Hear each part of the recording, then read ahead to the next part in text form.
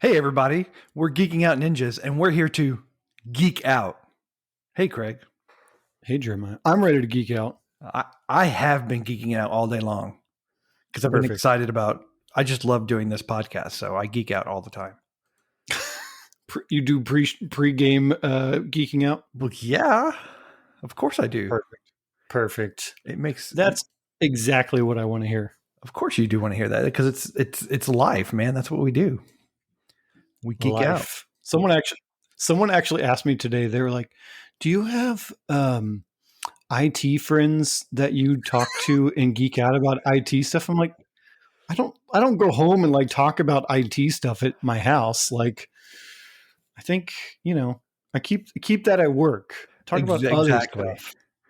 Exactly. We nerd out and geek out about other stuff. We do. Well, I get it all the time. Like, hey, and they like to bring it up like, oh, my computer's not working. Do you know anybody that could work on it? No, I'm sorry. I don't. No, I don't. I don't. And I'm too busy because I've got all kinds of stuff going on at home. Yeah. I've had to do that a couple of times. And I just don't want to work on anybody's computer. And I really don't know. I mean, I know you, but I know you don't do that at home. So like, yeah. I don't do home computers. No, I stopped that a while back. It gets awkward. It does. In fact, I'll be honest. Yeah. I had my mom's laptop for a year and I finally got it working this weekend. I've had it for a year. Yeah. We had to get together and, she's like, Thanks. I forgot I had that. I already bought another one. Yeah. They remind me once in a while, but they got on me, but they didn't get on me, but you make jokes about it and like, oh, he's at our computer a year. I said, no, I haven't. Yeah. Oh yeah, I have. So I felt bad. I was like, okay, I don't know. They're on their iPads all day, but I don't know what they're going to do with the laptop. Yeah. But turn it on. There's like 50 Windows updates or something. Right. Exactly. Oh my gosh. I'm sure you had the problem with Kira Sirras and the Windows update last week. No, because I don't. We're geeking out about IT stuff. Right. Let's stop it. That's exactly what you told people we don't do. All right. Okay. It's a self-fulfilling prophecy. All right. Well, what's on tap for today? How about that? Why don't you get us started? Maybe we'll get into the show with that. Let's get a pre-cap going here. Talking about Google Assistant. Jeremiah increased his size. Kindergarten, electric cars, Netflix, Falcon and the Winter Soldier. Oh, so ready. And the 3 TV series we would take with us on a desert island. Yes. Let's get this started. I'll talk about that later, I guess, when that segment's up. So why don't you start us out? What's going on with your life? What's new? So I don't know if I want to talk about the one thing that I had on here. It was a holdover from last week, so it's not as relevant as it was last week. You might as well talk about it. But we didn't have our show last week, so. Yeah, that's my fault. The Meghan Markle interview with Oprah. So here's the deal. My wife asked me to record this, and I set it up to record. We have like the over-the-air channel, so I recorded on our Plex DVR. And so I recorded it, and I kind of read about it because I was kind of, just kind of interested, like, why did they leave the royal family? All that sort of stuff. Sure. And I start reading a couple things here and there, and I'm like, this kind of sounds interesting. And I was like, babe, I think I might want to watch it. Like, I think it might be. It sounds interesting enough. And she was like, let's do it. And I was like, okay. So did it? You talked me into it. Did it turn out to be as good as you had hoped? So I thought it was pretty interesting. I mean, there's a lot of bombs dropped, a lot of names that were not dropped necessarily, but right, you knew who they were talking about. You knew. Yeah, I ended up listening to it. I think my wife had it on, so I was on my phone playing cribbage. And as you do. As I do, if you listen to episode 4. So yeah, I listened to some of it. I paid a little bit of attention. It was interesting. It's a bunch of rich people though, throwing fits. So I don't know. We all have our problems in life. I could start my own podcast talking about conspiracy theories and really go into the interview, but I won't. Yes, please don't.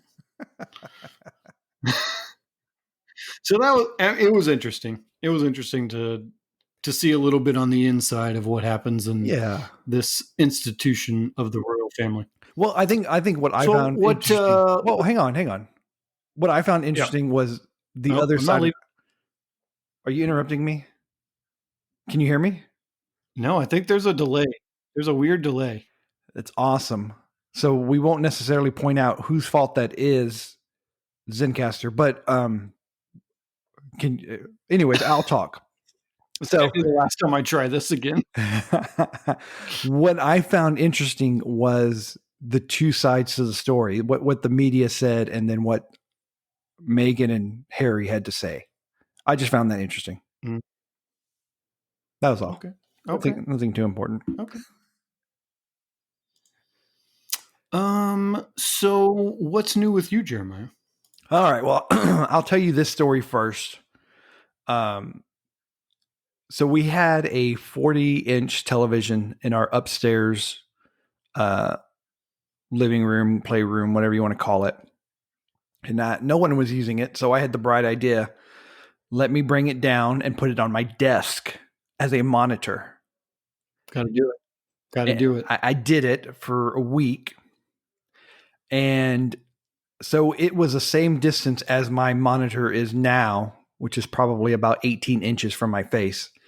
So it was really close. Good distance. Plus the mount, or the stand, I should say, was broken, and so it leaned forward in addition to being really close to my face. So I was actually going to do the show with it last week. That would have been very, very terrible. So I did get a mount. It could have been hilarious. It probably would have been pretty funny because you would have seen my eyes trying to focus all night long. But I ended up getting a mount and mounting it on the wall behind my monitors, which actually makes it great. It looks, I can watch TV now. I already have two monitors, and I tried to make it a third, but I didn't have the right setup to do that yet. So at least right now, like I have Netflix on in the back or what have you, or whatever's on Disney Plus or whatever. But it was an interesting experiment with something that close to my face. It really didn't work out like I thought it would.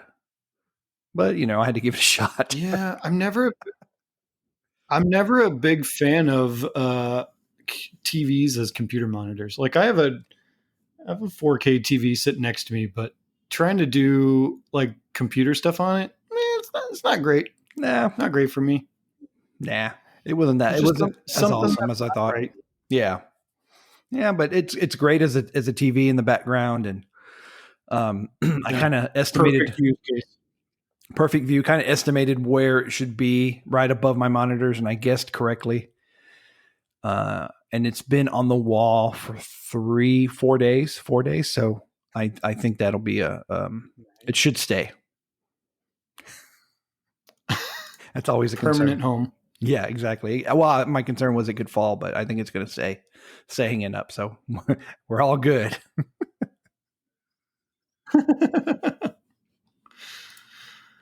Right. Well, tell me about. So, this delay is super annoying. Should we start over? Why does Zencastr suck so much? No, I can't start over. We've never done that before, by the way. No. Let's pause it for a second. So we're back. Took a slight pause there. You didn't notice it. Like 2 weeks ago, we visited a school because my daughter is going into kindergarten. Wow. In the fall. That's awesome. It's a little weird. Yes. It's a little weird. Mm-hmm. Weird that we went to this school that I am not necessarily fond of. But also, I mean, they seem fine. I'm not going to say the name of the school or anything. Well, you're going to have to tell me later. Maybe.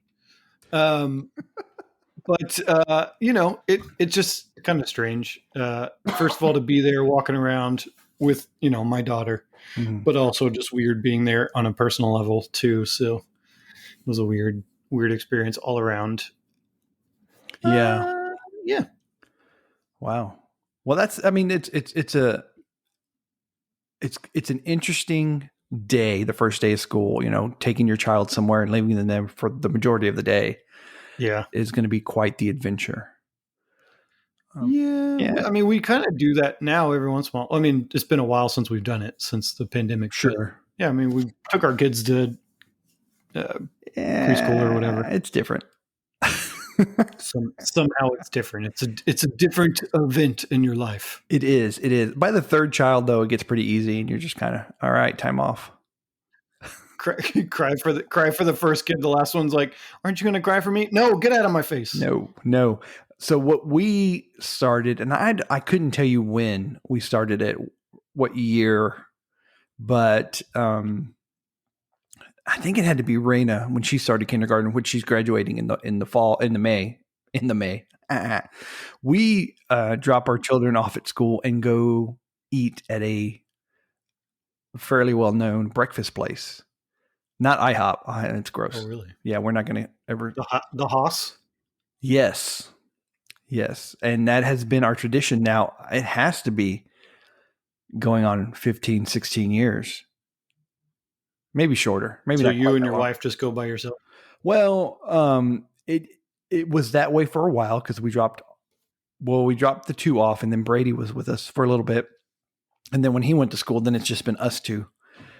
And then last year, it happened that with Valerie being out of high school and being in college, so she came with us this last fall.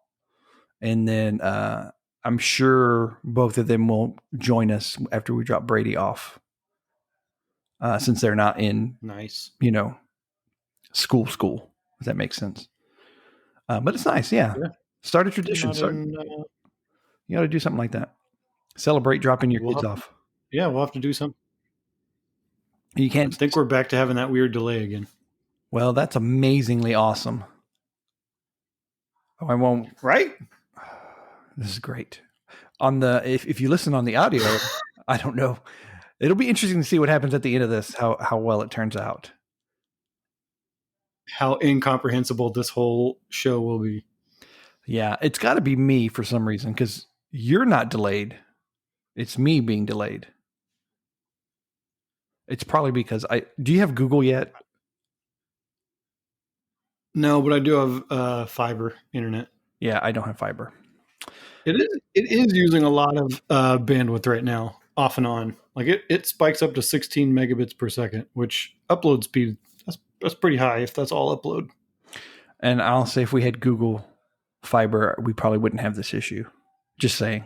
Definitely would not have this issue. No. If you were closer, I could just do wireless internet to your house. Just beam it. Satellite dishes. Ooh.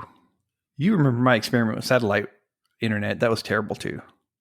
That sounds terrible. It was terrible. Although the new SpaceX Starlink seems like it could be better. And it has been better for some people. Has it? Yeah. Interesting. It's lower orbit for the satellites, and I think people are averaging between 150 and 200 megabits per second download speeds. That's not bad. Ping time's low enough to be last in your competitive gaming platform of choice. Well, that's what I like to do. Some Fortnite on the weekends. There you go. And get my kills. All right, let's break into the news. You don't want to talk about your last item? Your last what's new? Do it. Okay. Well, you if you don't have this app, you're going to get it eventually. and it's Life No, 360. you won't. Yes, it's when your kids become when your kids become teenagers and they begin to go places without you, you will need Life 360. And we actually only do the free version right now, which is still pretty amazing. So we can see where everybody is real time. You can see where they're traveling. It shows you on the road. It tells you how fast they're going. And it Nice. keeps, I think, like 3 or 4 trips. So you can go back and at least look from the day before to see how far they traveled, how fast they traveled. And what's great is the update to Google Assistant. So now I can ask my Google, where is Brady? And she tells me. Obviously, my Google's a female. I'm like, don't activate my Google, please. Sorry. So I'll tell you this, what's interesting about our Google Home is, so we have the mini and the home. There I go, hitting the mic like I said I wouldn't. The Google Home Hub, but they're set up on 2 different Google accounts. And so my wife set up the hub. They can all be on the same account. Yes. I just haven't taken the time to do that.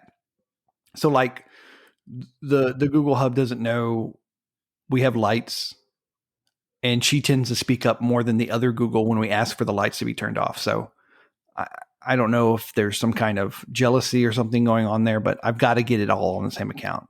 I just haven't taken the time to do it. Yeah. Well, so what's cool is, I mean, you can have multiple accounts on the same Google device, but then have like that one primary that controls all the lights and whatnot. Right. Which I just have been too busy to do. So that's a word.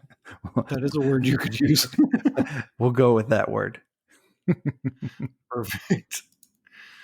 All right. Into our news stories.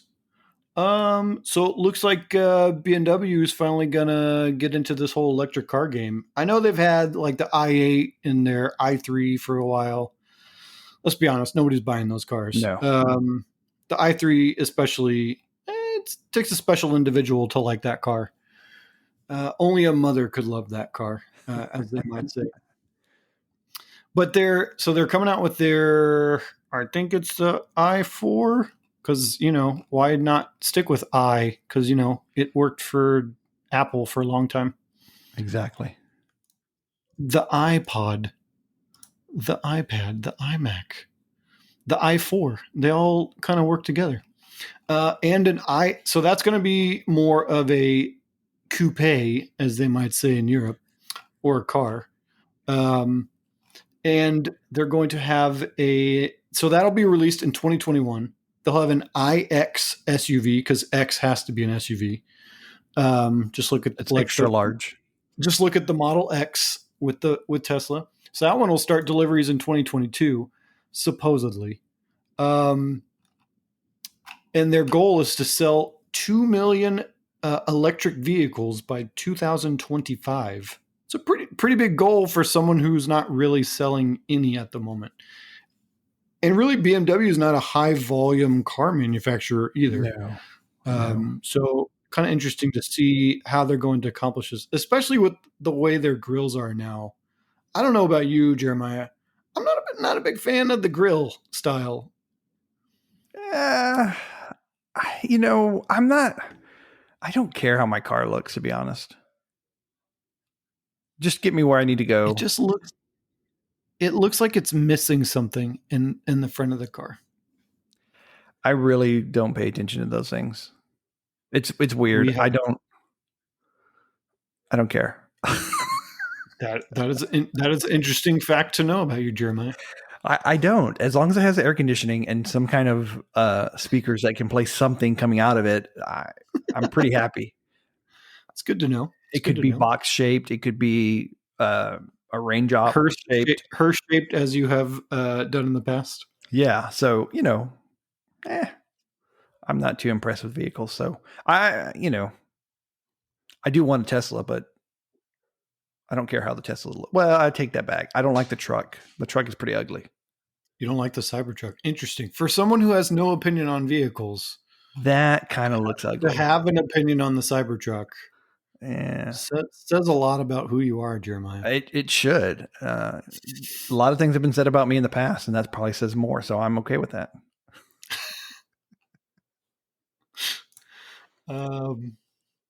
So how do you feel about this electrification of vehicles, Jeremiah?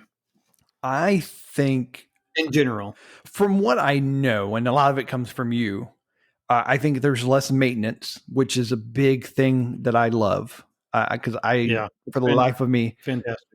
oil changes, service tune-ups, whatever. Like, I mean, to a certain extent, I'm terrible at remembering that kind of stuff. So the fact that I would have less maintenance is like a huge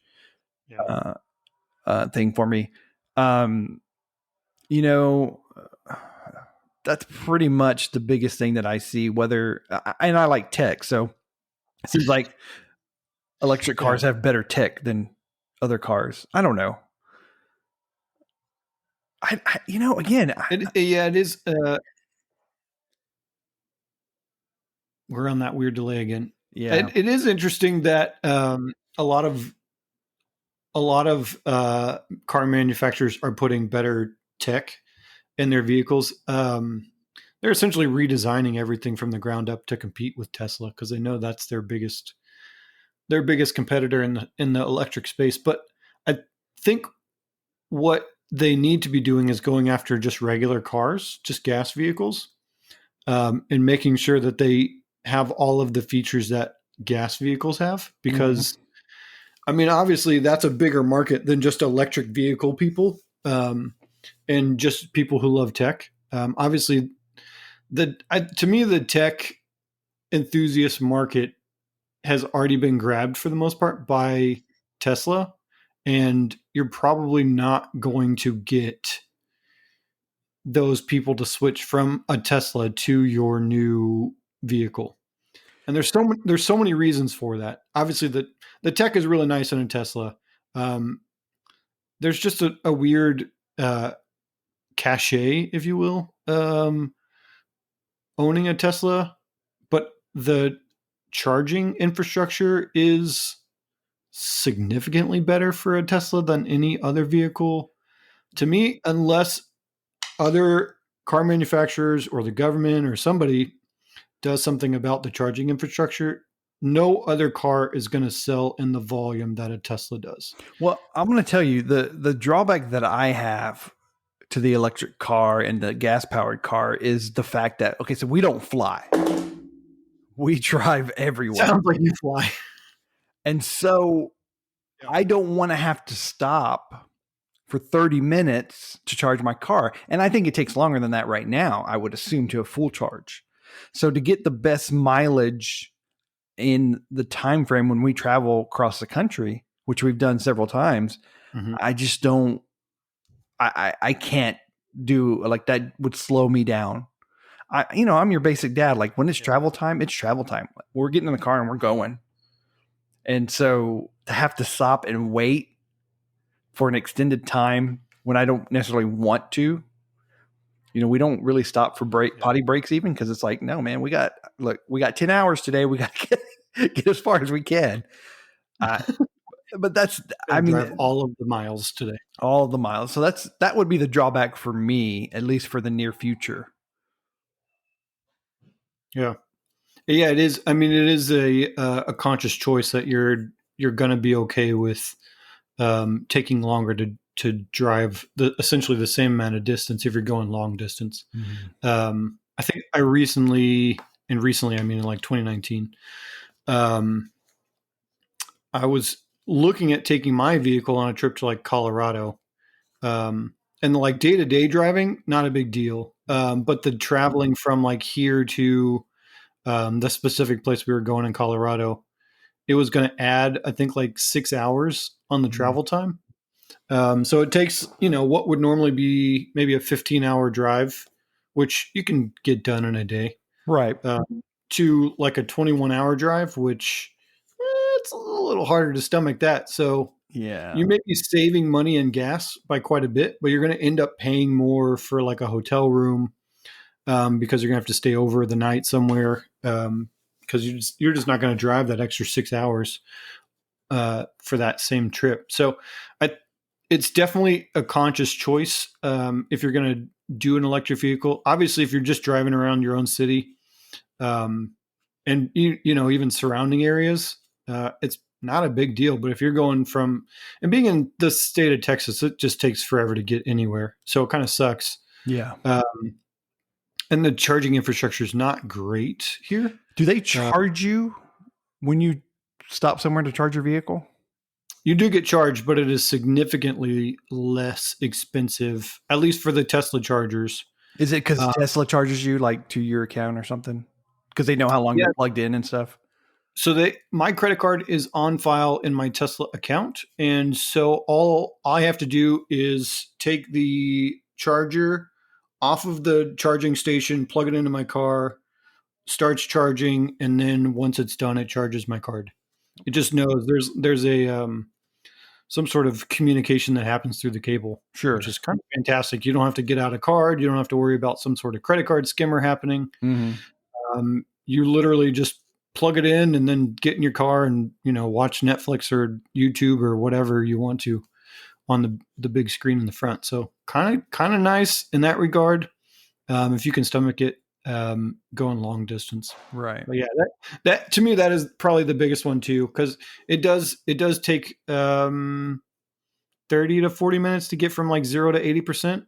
And Tesla luckily has a mapping tool built into the car, so it'll tell you which chargers you need to stop at, and so they're trying to get you to where you never have to go above that 80% charge, because they know it's going to take significant. It's essentially going to double the charging time to get from 0 to 80 is like 30 to 40 minutes, and then from 80 to 100% is like 30 to 40 minutes. And so they don't want you to charge that last 20% anyways, because it's more wear and tear on the battery. But yeah, so it's definitely a sacrifice and a choice you have to make. I did it because I'm someone who likes tech, but also trying to help the environment. So sure, I get that. So our next article is Netflix crackdown on borrowed logins could be coming. I'm surprised it's not here already.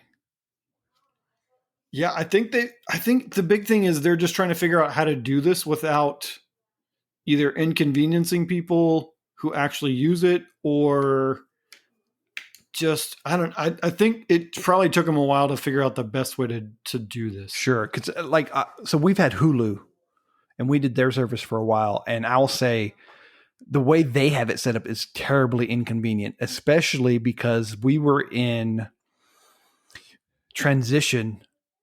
Well, actually, to be honest, before when we first got it, I didn't realize how they tracked the logins, and it's by address. And so when my kids would go to grandma's house, or I was at work and I had free time, what do? We watched Hulu, right? Yeah. After 4 IP address gets differences, they lock it down, and you can only access it from those 4 locations for I think it was 12 months. And so so you can't like deauthorize the location? No, they wouldn't do it, because I came into a really big problem when Valerie went away for the first year of college. She lived in a dorm room and she wanted Hulu. And so, we got her the TV that has all the apps on it, and couldn't get Hulu. Call them up, and they're like, "Oh, sorry, you've exceeded the amount of places." I said, "Well, can we deauthorize them? I mean, like, I'm only using them at these locations." Nope. You have to wait, and then when the 12 months is up, then you have to call them to deauthorize it, and then you can put another one on, which again was another problem, because they wouldn't tell me how long I had these other addresses, even though I wasn't watching them there anymore. So yeah, how long do I have to wait until I can deauthorize this? Yeah, they wouldn't tell me, so I just kind of guess, and so that was a pain in the butt. So I'm hoping Netflix has figured this out a little bit better. So what's interesting about it is it seems like it's almost like a two-factor authentication sort of deal. So you've got to be the person with the phone number or the email account to actually log in. So to me, it almost seems like in the guise of security to some extent, like, or under the guise of security, like, hey, this is like, we just want to make sure your account's secure and it's only Right. you using it. But, in the grand scheme of things, it's one of those, well, we really just want you to pay us more because we know there's probably like 100 million people that we could get a little bit of money out of if Yeah. they would just like start buying their own Netflix. Well, and you know what's interesting is you could with Hulu, you could cast it. Like if you had it on your phone, that didn't count, right? So you could always watch it on your phone wherever you were, even if you were connected to another Wi-Fi, because I guess it was your phone, and then you could cast it. But the problem with a dorm or hotel room is the way their Wi-Fi is set up. You even if you bring your own Chromecast or whatever, you can't do that. So it was a little inconvenient. Yeah. They probably turn off multicasting and all that stuff so you can't see any of the devices. Exactly. It's terrible. You'd have to have like your own wireless router or something set up. Exactly. All right. Last bit of news. Falcon and the Winter Soldier starts on Friday. Excited. Hope I'm ready. Everybody's excited for this.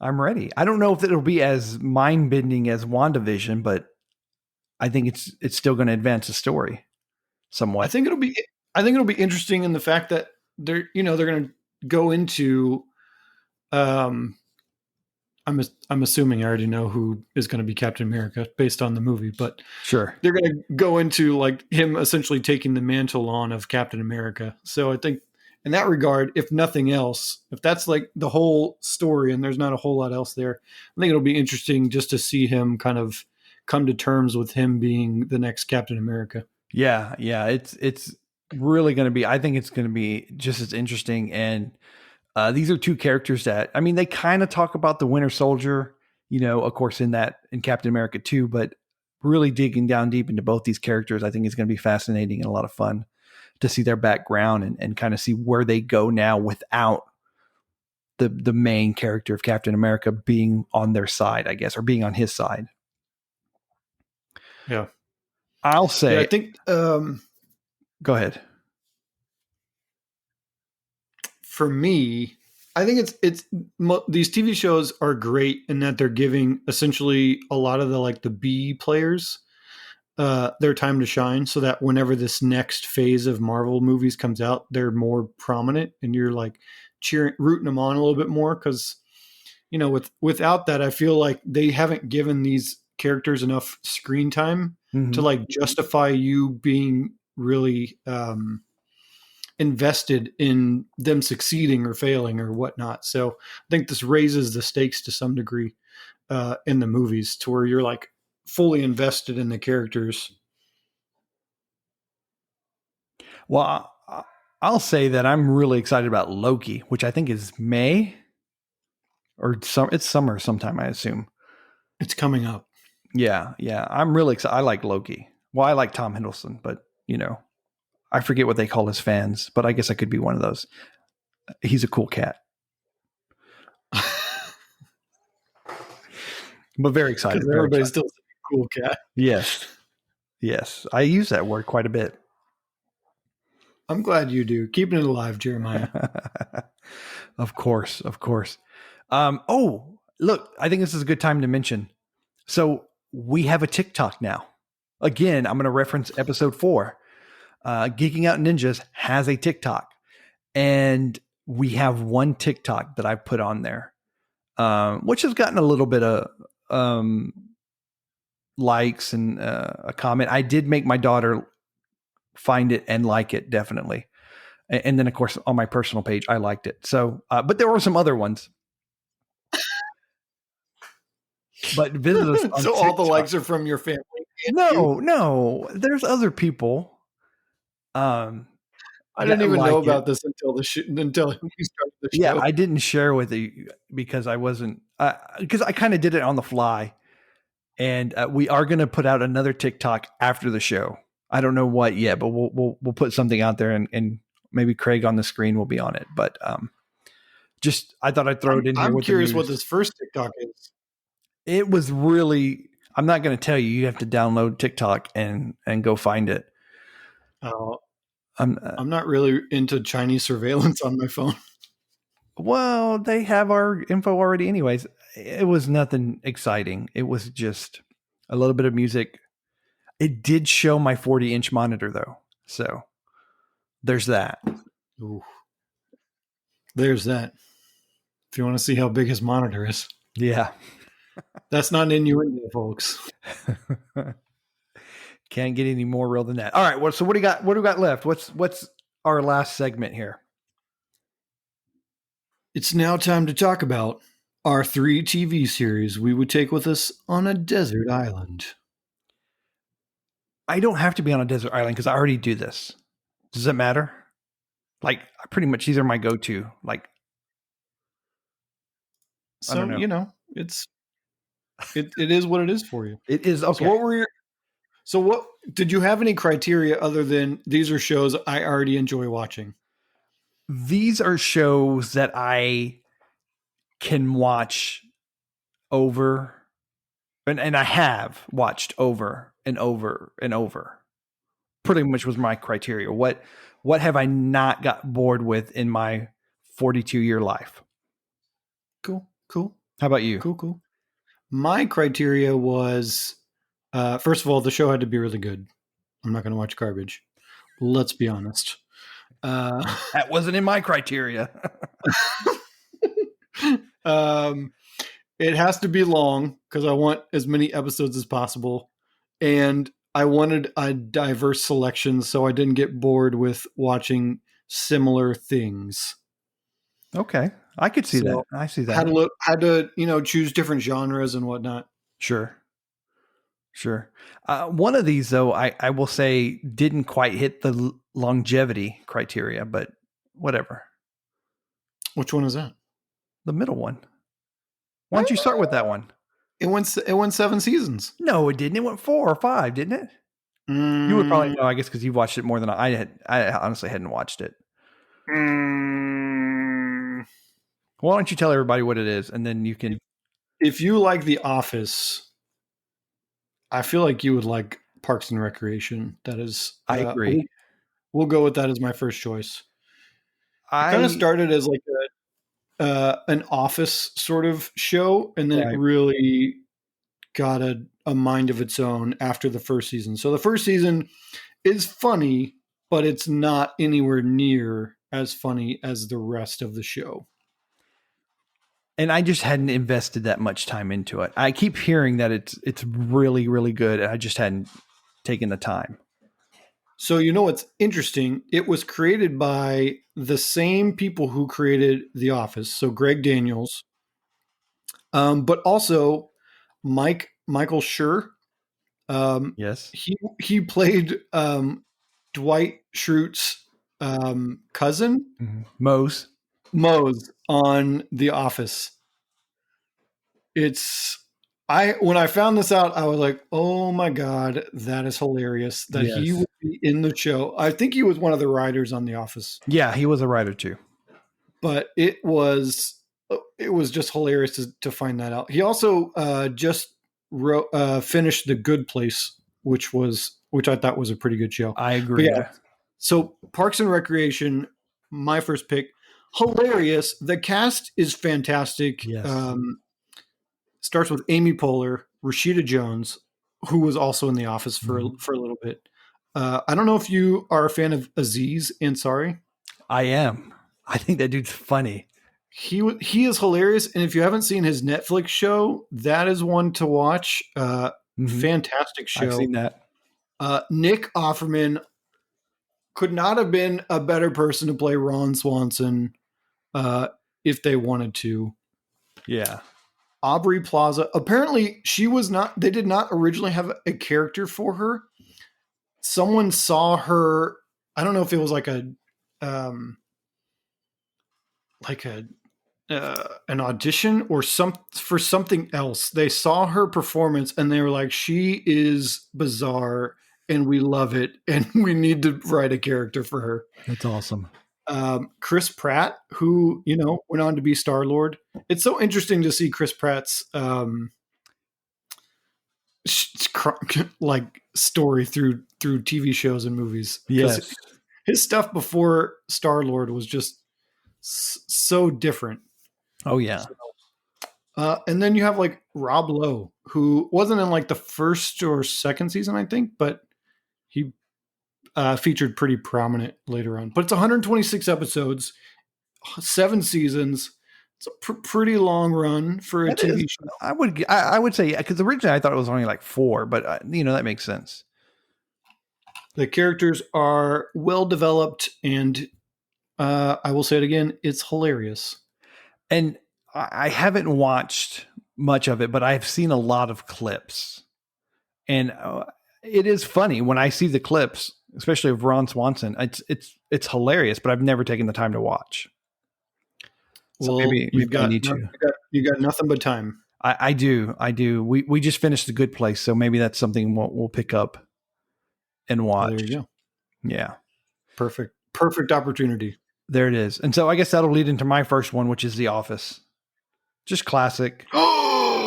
Yeah, very surprising. I'm shocked. I know. I can just watch it over and over and over. That's probably until they took it off Netflix, because I'm too cheap to get NBC, Peacock, or whatever you want to call it. It's not worth it to just get one show. I know. It's terrible. It's dumb. It's dumb. But anyways, I watched the heck out of The Office, and I could probably recite the majority of the episodes. And I do when it happens to be on. And I shock my family every time. For whatever reason, I can remember lines to The Office, but I can't remember to go get an oil change. It's pretty pathetic. And it's a silly show. Priorities, Jeremiah, priorities. It is. What's fun though is there's so many one-liners that we say them to each other all the time, and it's still funny. We love it. Oh yeah, we love it. So it's so many good things. It was 9 seasons, a lot of episodes. I will do a shout out to the podcast, the Office Ladies podcast. They are magnificent, and they're going episode by episode on their podcast, and it's awesome getting a background of the writers, of the actors, and it is a brilliant podcast. And I think they're in season 3. They've been doing it a year and a half, maybe. I love it. It's a great podcast. So if you haven't watched a show, watch a show and then listen to the podcast. And what's great is they do a podcast every week, and they go over the episode, so you can kind of follow along and get insights to them filming. And to the writers and to the producers. It's a great show and a great podcast. We'll highly recommend. Some of my favorite things from The Office are the openings with Jim and Dwight. Like the pranks that he would pull on him, like the everything was in Jell-O. Yes. Awesome. Like I have wanted to do that to somebody for so long, ever since I saw that. I was like, this will be hilarious. Or putting all of his stuff in the vending machine and making. Oh, that was great. I loved Asian Jim as well. That was a classic one. Oh, that's pretty good. That was and good then stuff. Everything, all of his furniture was wrapped in wrapping paper. But it wasn't there, right? Yes, it was kind of like a shell. Yeah, and, yeah. Classic. Yeah. The writing was just so well done on that show, and it's great how they expanded on the rest of The Office as the seasons went on. So you really got to know the other characters that were in The Office every day, and they got their own storylines, and they became more involved, and just made it a classic television show. It's just amazing. Yeah, another comedy that has really well-rounded characters. Everybody's pretty fleshed out to where little bits about who they are in the office, but also at home. Mm-hmm. So just great show all around. Good choice, Jeremiah. Thank you. And I'll have to say The end of season 2 and season 3 were probably the best. Every season was good, but I think that was like they were gold. Everybody was still there. It was good stuff. All right. I'm going to go for my show number 2, Jeremiah. Tell me I'm going to what go it is. with the X-Files. Ooh, I wish I could play this theme music. That's a good one. Lots of episodes. So many episodes. So probably the last couple seasons, maybe like season 8, 9, and the recent one, 10. I think that they tried to revive it for a couple episodes. Maybe not those episodes so much, but but pretty much everything before I think season 8 to me is really good. Science fiction. There's some horror stuff in there. So when this show came on, I think in the 90s. Yeah. So I don't remember the exact 90s. Early 90s. Maybe 93 was when it first started airing. I was like 9 years old. So I think my dad would watch this show and I would somehow wander into the room after bedtime, I'm sure. And I would be like freaked out by this show. Like it was terrifying. Some of the stuff that was in this before, before I was old enough to realize what the heck was going on. Right.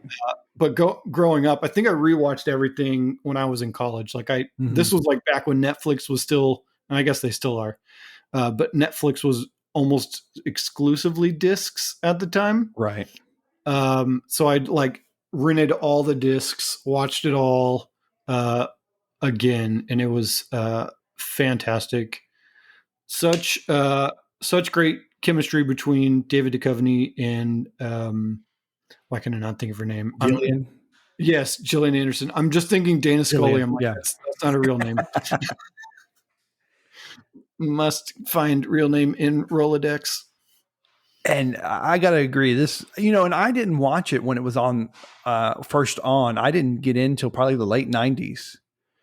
And I loved just how, I mean, the whole alien storyline was kind of cool, but the fact that they didn't touch on that every episode was what was great about it. It was kind of lingering in the background, and they would hit all these other kind of urban legends and horror things. And it was just so bizarre, but entertaining, yeah. I have to say it was some good stuff. Very good stuff. Yeah. I think that's one of the things that a lot of shows should take away from the X-Files. Like it wasn't, so obviously there was an overarching story throughout the whole show. It was about the alien conspiracy and all that stuff. The truth is out there. And that part's kind of cool because you get something to look forward to whenever it comes back on. But the heart of the show was the monster of the week sort of deal. Right. Where it's like this crazy, strange thing that someone in their whatever brain was like, you know what? We're going to do this guy who can regrow his limbs. And you're just like, what are you talking about here? Like, this is bizarro stuff, but it works. And it's so good. Yeah. And I liked how they would take a bit of truth with the story. Like, obviously someone growing arms and legs may not be true, but I mean, the situation around it was kind of normal, real life stuff. And then they would intertwine. Yeah. My youngest now is, I guess he's on season 4 or 5, but he's watching it. I think it's on Amazon Prime. Oh, really? Yeah. Nice. He enjoys it too. He'll go through where he watches a bunch of episodes and then he forgets about it and then picks back up. But it's interesting. I've read about one of the contributors who was an FBI agent who contributed to the stories, and he is a very interesting person. He's written a few books, and he's out there on the other end of the truth. Does that come out? I don't know if that really makes sense, but true. Yeah. The other end of truth. But yeah, interesting monsters, interesting stories. I don't know where to go with that. Yeah. Great writers on this show, which actually one of the writers for this show is the writer of my number one That's show, right. and we'll talk about that after you talk about your number two. So my number two is another 90s show comedy. As much as I don't like to be part of the popular trend, I got to say though, I watched it when it was on the air, and it's on Nick at Night, like, or TBS or whatever every day. And so if it's on, it's hilarious. And that's Friends. Yeah. Who It's, didn't watch Friends? I know it's just funny. And even watching it now I know it's making like somewhat of a comeback because I know my 17-year-old this is her favorite show. And it's so funny how it translates So now interesting. 20 years later, 25 years later. And it's the characters, you just get to love them and their little quirks, and the ongoing story of Rachel and Ross. It's just some good, just funny stuff. It's a delight. You know me, I like entertainment. I like to be entertained. So this was right down my alley. It's just fun stuff. I just can't get. And it was, what was it, 9 seasons as well? I think it was a pretty long series as well, and even ended. Yeah, 236 episodes, 10 seasons. That was Yeah, back when they were doing like 24 episodes a season. right, back in the good old days, right? And they were making several hundreds of thousands per episode. I think they ended up making like $1 million an episode at the end, like the last season or something. Probably, I'm sure, because everybody, like you said, everybody watched it. That was part of Oh yeah, Thursday nights on NBC. yeah. I bet anybody would kill someone, like any TV show executive would kill to have a show that does the ratings that like Friends did. Yeah. Oh yeah. Insane. You just can't do that anymore, though. I think with Well, all of our options. there's too many. Yeah, there's too many options on what you can spend your time doing. Yeah. Yeah. So definitely at number two. Anytime it's on, I'll sit down and watch it. Doesn't matter. I haven't really watched it in a long time. It's probably because I think for the longest time it was like on Netflix, which I don't normally watch old shows again. Mm-hmm. And if I do watch a show, I have to watch everything. Like I have to watch it in chronological order and to watch like every episode. So it makes it hard for me to like want to do something Sure. like watch a show. Yeah. Like I could watch bits and pieces of an episode on TV and it'd totally be fine. But yeah, if I was going to be like, all right, I'm going to watch Friends, I'd be like, all right, I'm going to sit down for 236 episodes over the next couple of months because it's going to take me forever with kids. Yes. And I'm going to watch it all. It came off of Netflix, I want to say at the beginning of 2020. Yeah, it was whenever Peacock, I think, did their thing, or no, HBO Max, I think it was HBO Max because which again, my daughter was watching it, and of course the pandemic hit, so that's not something. She would come and talk to us all the time about how much she wanted to watch Friends, and she didn't get to. Good luck. Yeah.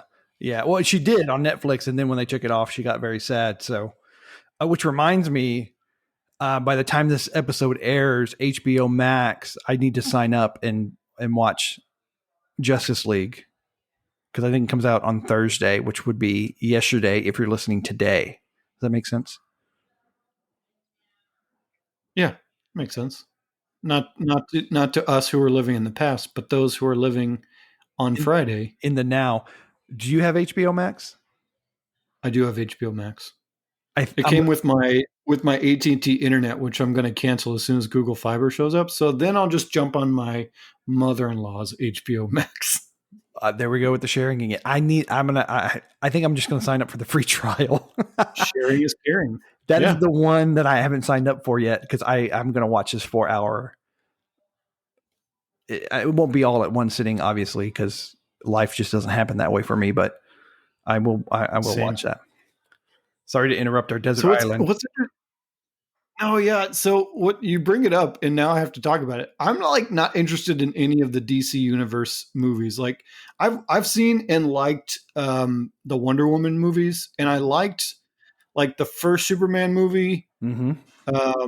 And they did a second Superman movie, right?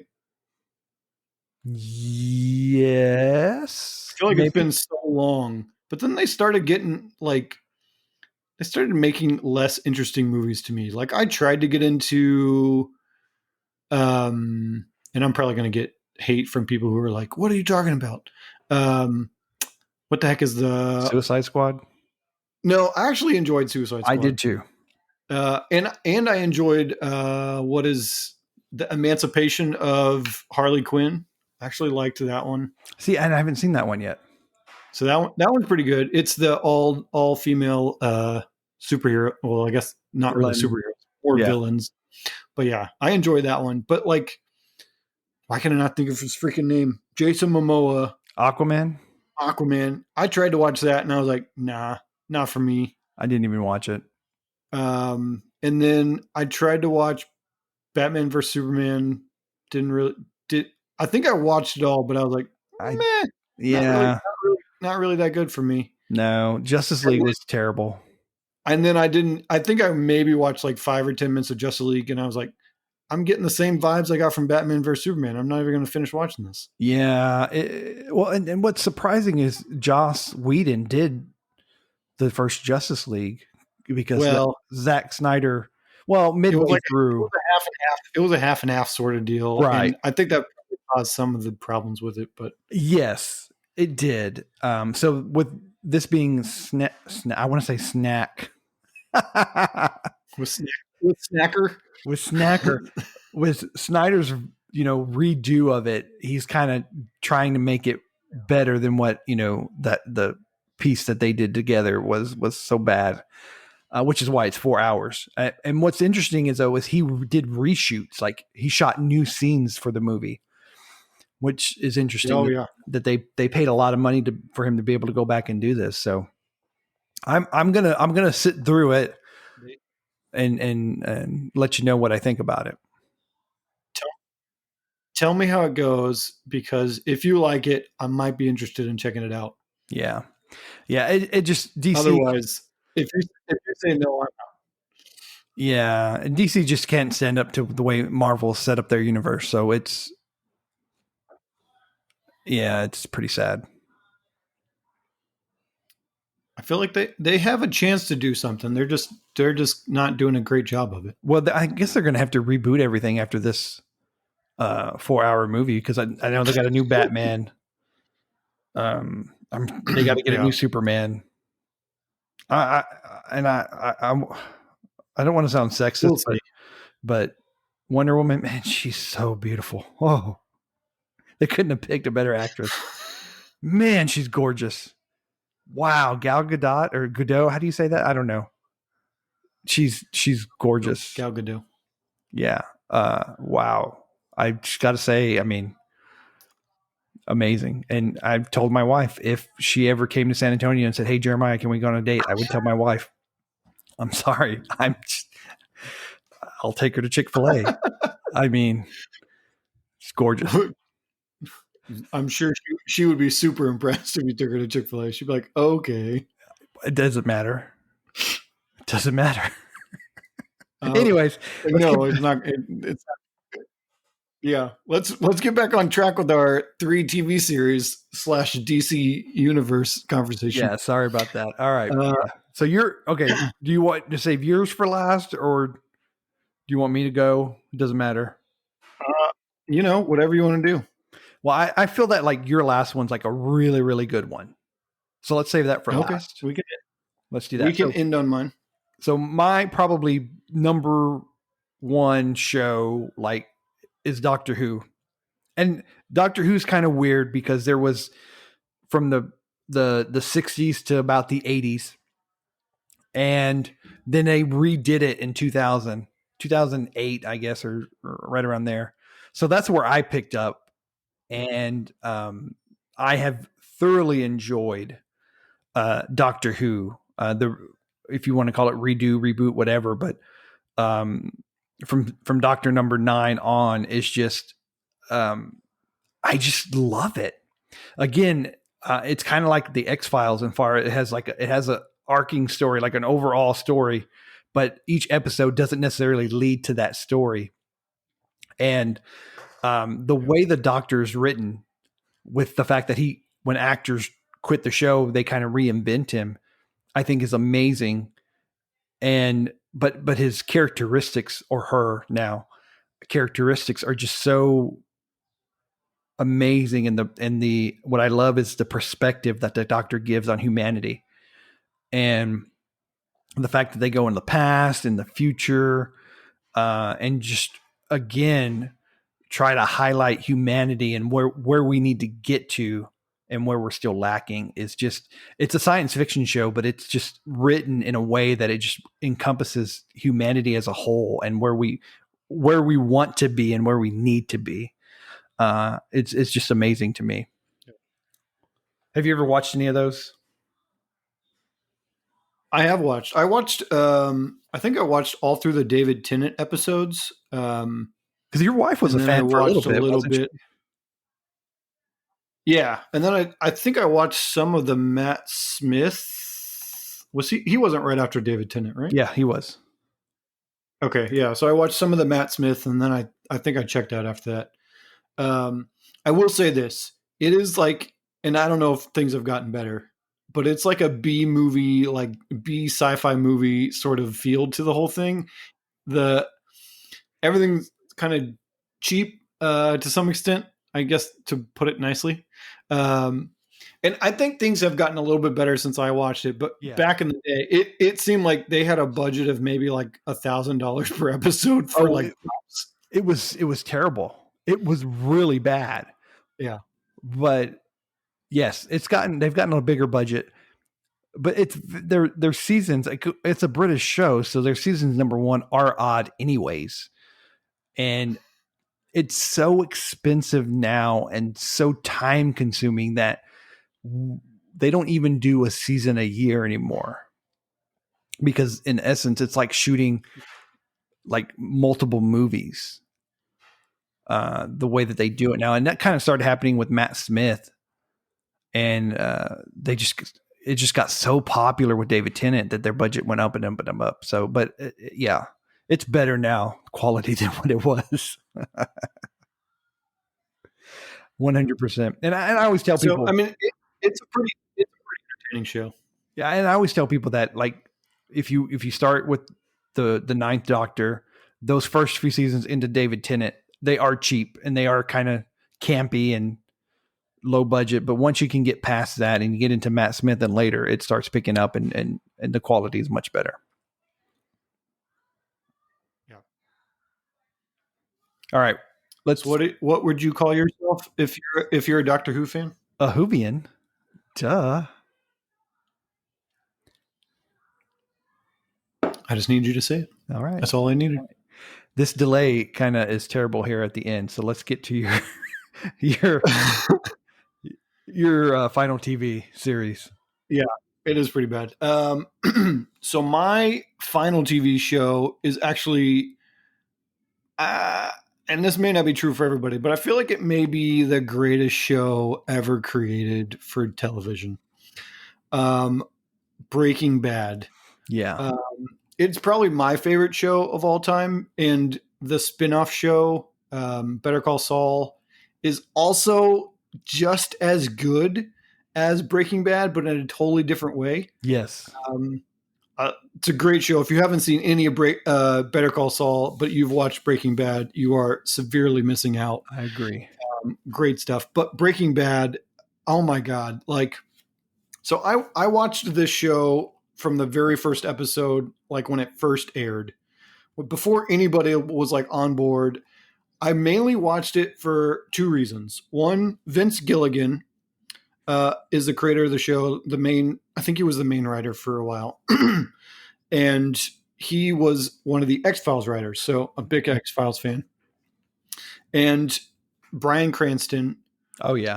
And this may sound strange, but Bryan Cranston was in an episode of the X-Files that most people probably don't remember This I think was when he was on Malcolm in the Middle. Okay. Like he showed up in this X-Files episode, and I was just like super impressed by his drama acting skills. I was like, holy crap! Like he is really good. He And so, is. like, He's been in so much too. It's crazy. he really has. So those two things combined, I was like, I've got to at least check out this show. Like the premise sounds really good. Vince Gilligan is an amazing writer. Bryan Cranston is a really good actor. So let's check this out. Let's see what's going on. And then I watched the first episode and I'm like, I'm hooked. Like you could not have written a better pilot for a show to get someone like hooked on it. And then it just like gets, the first season is like insane. Like in the first season, they have they disintegrate a body in a bathtub, which causes a giant hole in the bathtub because science. Right. Check it out if you haven't seen it. Aaron Paul is fantastic, by the way, with all of his little quips. In the way later season. Sorry, now I'm just like flashing all over the place. This is how my brain works. It's just like all over the place with like memories. His scenes with like Skylar and Walter during some of the later seasons where their marriage is not like the best, and he's like at the dinner table with them. His facial expressions are like priceless. Like the best.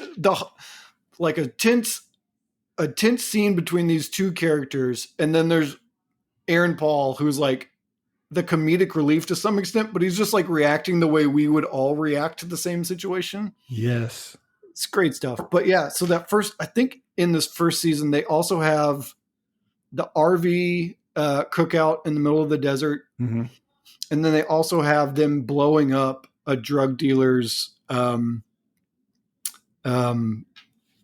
headquarters. I don't know what the heck you would call it. But like, that's all in like the first like 6 episodes. Like I kind of want to curse, but I'm not going to curse. Like stuff happens in this show. And the acting is phenomenal. Like everybody like puts on amazing performances. Like everything about the show is just like amazing. The writing is amazing. And somehow, some way, after all of, I think was it 5, 6 seasons, 6 seasons? Mm-hmm. Yeah. 5 seasons. They somehow land this amazing show. Like they end it like perfectly. Mm-hmm. They don't somehow screw it up like so many shows seem to do with like the finale where it's like, oh my God, the show is amazing. And now, and Game of Thrones. The show was amazing, and you just somehow screwed it up with like this ending. But the ending is like pitch perfect for this show, and the journey that Walter White goes on, from science teacher to megalomaniac, mm-hmm. who is just a narcissist and ends up being like this person that you're like, holy crap! Like they slow played this transformation of him. Breaking Bad, from him being this nice school teacher to him being this egotistical drug dealer that enjoyed every minute of what he was doing. It's amazing what they did with this character, and his performance was phenomenal. So many great things. I could just go on forever, really, to be honest. I agree. It's one of the very few series that, like, from beginning to end, like, doesn't lose a beat, and it just kept getting better and better, and it was a complete circle. I mean good beginning, great end. I mean, just all encompassing series that a lot of times either the first series season or two is kind of rough and you got to get into it, and then by the end it's rough again because the characters you burn them out or whatever. But yeah, I gotta say, for all around, I mean, like, amazing. Like, probably, I agree with you, probably the best show ever written, produced, acted. I mean, for the whole shebang, I don't think anything comes close, in my opinion. I just don't know how you make a better show than what they did. Like they set the bar so high that feel like anybody trying to make a beginning to end show probably it's going to find it it's going to be impossible. Oh yeah. There's no doubt. There's no doubt. But what's crazy to me is that now they're making Better Call Saul, and it's just as good. The slow transformation of Jimmy McGill into Better Call Saul is, once again, it's a phenomenal slow build to those characters, and you're just like, when is he going to like become this full Better Call Saul? But you're like, I'm enjoying every minute of him not being Saul Goodman. Yeah. But So if you have not seen Better Call Saul, watch that show. Like, I want to rewatch Better Call Saul and then Breaking Bad in order once Better Call Saul is finished. I think the new season of Better Call Saul starts in next year somehow. And see, I kind of dropped off that for whatever reason. It wasn't because I lost interest. I just kind of dropped it like after season 2. The seasons are so spread out, it's hard to keep track of when they're airing. So, I mean, like, I think the gap is going to be like 2 years between the last season and the next season for Better Call Saul. So it's like, I almost, wouldn't blame someone from being like, all right, I'm just going to wait until it's over, and then I'm just going to binge it all at one time, because it's going to be a phenomenal binge, to be honest. Yeah. So that was my plan from the beginning. As evidenced by this podcast right now happening. Exactly. Now. Awesome. Well, we extended our time a little bit because we had a lot to talk about. We had some technical issues, which we used a new platform. Hopefully that's not a problem for everybody. I hope not. So we'll see how it looks here in the end. So any final words? Yeah. So my final words are, I hope you enjoyed this discussion. I would encourage you to join us in this discussion, whether you want to get on Facebook and check out our Geeking Out Ninjas page, or if you want to go to YouTube and watch us do the show, see our lovely houses with somehow we both have shutters. And leave comments down below. Check us out on all TikTok. Your podcasting platforms and TikTok. Don't forget TikTok. If you enjoy the show, tell your friends about us, please, and just let us know how we can do better. If there are suggestions you have for the show, let us know. That's all I got. I love it. Well, with that, we'll say good night, goodbye, and see you next week. Ta-ta.